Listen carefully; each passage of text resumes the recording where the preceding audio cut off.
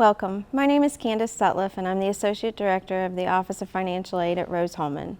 I would like to take a minute to talk to graduating high school seniors about the current timeline for financial aid at Rose-Hulman.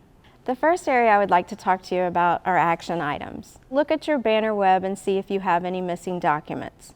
This might be impacting your financial aid, so I encourage you to do that as soon as possible. I encourage you to continue to look for outside scholarships to try and lessen your overall cost at Rose-Hulman.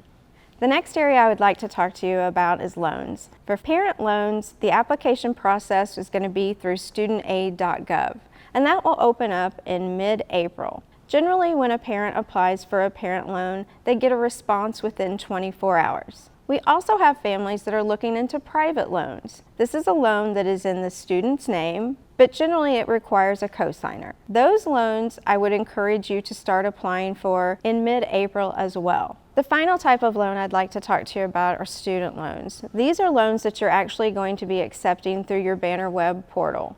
We will send students information about this process in mid-May.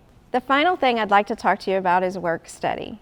If you have a work study award on your financial aid package, you will get information in mid-July about the application process. You will log into your Banner web and apply for the job directly.